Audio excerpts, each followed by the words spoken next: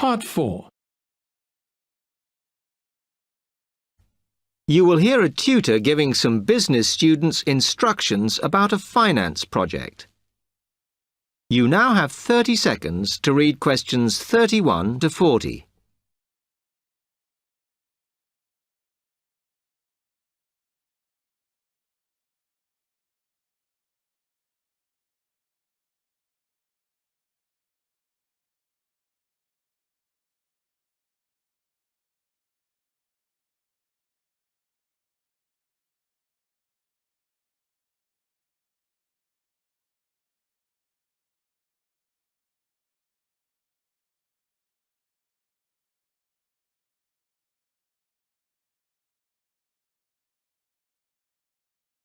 OK, can you quieten down, please? Now, today I'm going to talk to you about your assignment. We've been studying the effects of the exchange rate, so I'm going to give you a project to do on this. Right, can you make some notes while I'm talking? The first thing that I'd like you to do in order to prepare this is to select where you're interested in. I mean, which country, and therefore which currency you're going to be operating in. OK, now the purpose of the project is to make money, and I'm hoping some of you will make a significant amount. So, I want you to suppose that you have £100 that you will have to invest purely in the rises and falls of the exchange system. In other words, you'll be trying to predict rates. This is a project that you'll be doing together, but before you work together, you'll have to go off and research what you need to know about the economy of that country and how well it's doing or is expected to do in the near future. You could all make up a little information sheet with your notes on, clearly legible, because then I want you to get together, we can do that next week, and to go round and read about each other's countries. When you see how well or badly each country is doing, I want you to decide what your exchange rate is going to be against all the other currencies. After that is all sorted, what you're going to do is go round the other students and attempt to sell your money to the others. Remember, this will depend on the success of your country's economy and the rate you fixed for your currency.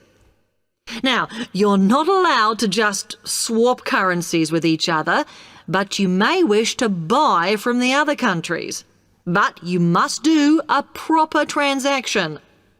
All the way through this, you must keep your accounts properly for each transaction.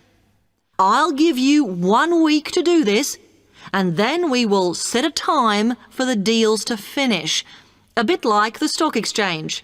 And at that point, I will ask you to calculate how much you have made. Is that clear?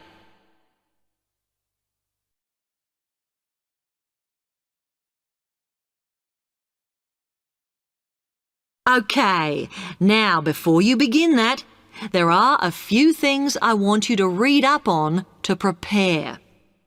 You need to look at the economies of the UK's main trading partners. I don't mean all of them, because that would be over 80, but just the 29 principal ones. There are summaries in the last 3 books on the book list I've given you.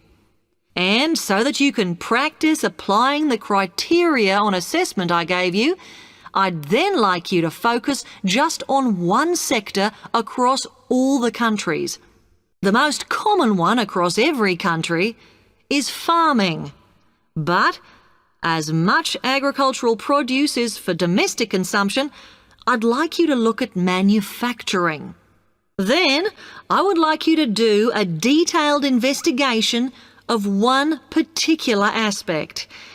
I was going to give you a choice, but I think as we've just started the course, it's better if we all look at the same thing and then we can discuss it in the seminars. So the thing I'd like you all to look at is fluctuations in import prices. Now, you need to do all that before you start the project, as it will help you assess the economies of the countries you'll be representing in the project.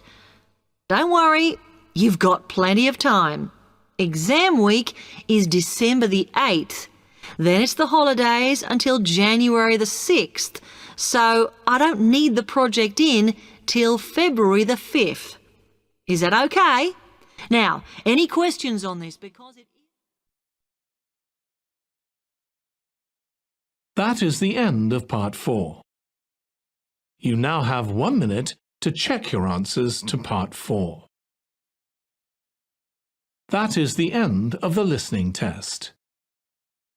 In the IELTS test, you would now have 10 minutes to transfer your answers to the answer sheet.